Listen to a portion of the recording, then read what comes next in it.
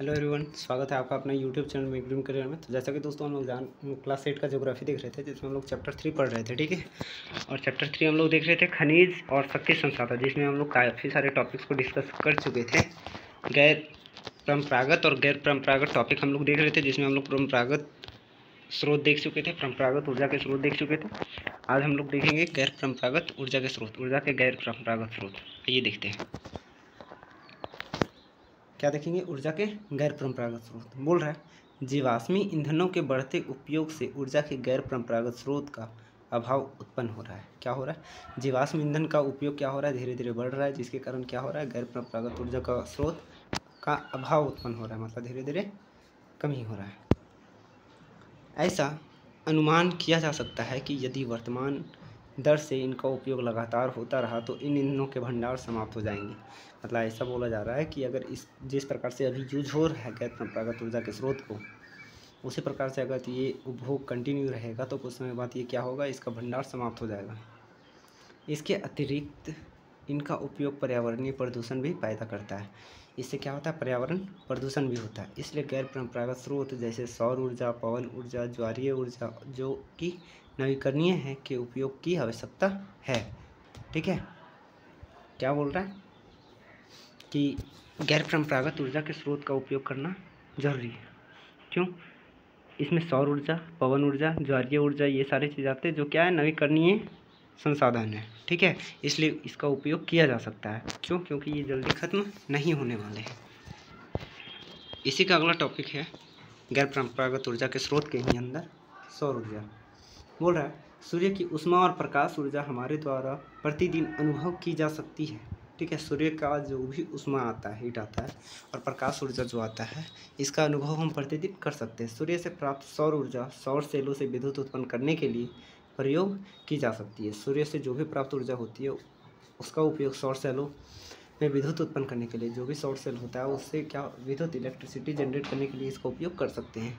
इनमें से कई सेलों का सौर पैनलों से तापन व प्रकाश के लिए शक्ति उत्पन्न करने के लिए जोड़ा जाता है। तो कई बार क्या किया जाता है, तो प्रकाश वगैरह से शक्ति यानी कि पावर जनरेट करने के लिए इसको जोड़ा जाता है। धूप की प्रचुरता वाले उष्ण कटिबंधीय देशों के लिए सौर ऊर्जा के उपयोग की प्रौद्योगिकी बहुत लाभदायक है। मतलब सौर ऊर्जा का उपयोग करना क्या बहुत ज़्यादा लाभदायक है। क्यों? क्योंकि इससे पोल्यूशन भी कम होता है और साथ ही साथ क्या, ये नवीकरणीय संसाधन है। ठीक है, सौर ऊर्जा उपयोग का सौर तापक, सौर कुकर, सोलर ड्रायर के साथ साथ समुदाय को रोशनी देने और यातायात संकेतों में भी होता है। सौर ऊर्जा का उपयोग कहाँ कहाँ होता है? तो सौर तापक के लिए सौर कुकर, मतलब खाना बनाने वाला कुकर भी बनाया गया है, सौर जो कि सोलर पैनल से चलता है, सोलर ड्रायर है। ठीक है, साथ ही साथ समुदाय मतलब क्षेत्रों में क्या करता है, ये रोशनी भी प्रदान करती है। अगला है पवन ऊर्जा। बोल रहा है कि पवन ऊर्जा एक असमाप्य स्रोत है। पवन ऊर्जा क्या है? एक असमाप्य, मतलब जल्दी खत्म ना होने वाला स्रोत है।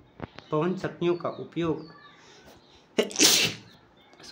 अनाजों को पीसने और जल निकालने के लिए चिरकाल से चला आ रहा है। ठीक है, पवन चक्की का उपयोग कब से चला आ रहा है? तो काफ़ी पहले से चला आ रहा है, और इसका उपयोग ज़्यादातर अनाज को पीसने के लिए या फिर जल को निकालने के लिए किया जाता है। वर्तमान पवन चक्कियों में तीव्र गति से चलती हवाएं पवन चक्की को घुमाती है। जब पवन चक्की काम कैसे करता है, तो जब हवाएं तेज़ चलती है तो उस समय जब पवन का जो पंखा रहता है वो तेज़ी से घूमता है, उसी को पवन चक्की बोलते हैं, और उसी से फिर इलेक्ट्रिसिटी वगैरह को भी जनरेट किया जाता है। क्या बोल रहा है? जो विद्युत उत्पादन करने के लिए जनरेटर से जुड़ी होती है, और ये जनरेटर से जुड़ी होती है, जिससे फिर क्या होता है, विद्युत का उत्पादन होता है। बोल रहा है, पवन चक्कियों के समूह से युक्त पवन फार्म तटीय क्षेत्रों और पर्वत घाटियों में, जहाँ प्रबल और लगातार हवाएं चलती है, वहाँ स्थित है। पवन चक्की ज़्यादातर किन क्षेत्रों में स्थित है? तो जहाँ पर पवनें लगातार सेम स्पीड से या फिर जहाँ बहुत तेज़ी से चलती है। पवन farm Netherlands, Germany, Denmark, UK, USA तथा स्पेन में पाए जाते हैं। पवन ऊर्जा उत्पादन के उल्लेखनीय है। मतलब इन सारे देश में पवन चक्की का उपयोग कर पवन ऊर्जा का उत्पादन किया जाता है। कहाँ कहाँ? तो जर्मनी में, डेनमार्क में, यूके यूनाइटेड किंगडम में, यूएसए यूनाइटेड स्टेट अमेरिका में, स्पेन में, इन सारे देशों में ज़्यादा उत्पादन किया जाता है। ठीक है, अगला है हमारा क्या, परमाणु ऊर्जा। देखते हैं। बोल रहा है, परमाणु ऊर्जा प्राकृतिक तौर से प्राप्त रेडियो सक्रिय पदार्थ जैसे यूरेनियम और थोरियम के परमाणुओं के केंद्रन में संग्रहित ऊर्जा से प्राप्त की जाती है। ठीक है, परमाणु ऊर्जा का उपयोग प्राप्त कैसे किया जाता है? तो प्राकृतिक तौर से प्राप्त रेडियो सक्रिय पदार्थ, रेडियो एक्टिव जो भी एलिमेंट्स होते हैं, रेडियो सक्रिय पदार्थ जो भी होते हैं जैसे यूरेनियम और थोरियम, इनके परमाणु के केंद्र में संग्रहित ऊर्जा, मतलब इनका परमाणु जो होता है और उसका जो परमाणु का केंद्र में, सपोज ये परमाणु है और इसका जो केंद्र बिंदु में जो भी एनर्जी यहाँ रहते हैं उसी से क्या किया जाता है?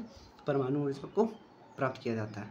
ये पदार्थ नाभिकीय रिएक्टरों में नाभिकीय विखंडन से गुजरते हैं और उत्सर्जन ऊर्जा की प्राप्ति होती है। ठीक है, ये क्या करते हैं? तो रिएक्टरों में क्या होते हैं? नाभिकीय, मतलब बीच वाले जो केंद्र होते हैं वहाँ से गुजरते हैं और इसी से फिर उत्सर्जन की प्राप्ति होती है। अगला बोल रहा है परमाणु ऊर्जा के सबसे बड़े उत्पादक संयुक्त राज्य अमेरिका। परमाणु ऊर्जा के सबसे बड़े उत्पादक देश का अगर हम बात करें तो क्या है? USA, अमेरिका है और यूरोप है। भारत में राजस्थान, झारखंड के पास यूरेनियम के विशाल निक्षेप है। भारत में राजस्थान में होते हैं और साथ ही साथ झारखंड, जो हमारा झारखंड है, यहाँ यूरेनियम के विशाल निक्षेप है, मतलब यहाँ पर भी यूरेनियम क्या काफ़ी ज़्यादा है। थोरियम विशाल मात्रा में केरल के मोनोजाइट बालू में पाए जाते हैं। ठीक है, थोरियम ज़्यादातर कहाँ पाए जाते हैं? तो केरल के मोनोजाइट बालू में। भारत में स्थित परमाणु ऊर्जा के केंद्र तमिलनाडु में कल्पक्कम। भारत में जो परमाणु ऊर्जा के केंद्र हैं, मतलब जहाँ पर ये इनके सेंटर्स है, वो कहाँ है? तो पहला है तमिलनाडु के कल्पक्कम में, महाराष्ट्र में तारापुर में, राजस्थान के कोटा में, ठीक है, राजस्थान के कोटा के निकट राणा प्रताप सागर में, और उत्तर प्रदेश में नरोरा और कर्नाटक में कैगा में है। ठीक है, अगला है क्या? भूतापीय ऊर्जा। ठीक है, इसको हम लोग देखेंगे नेक्स्ट क्लास में। इसी के साथ जय हिंद, थैंक यू।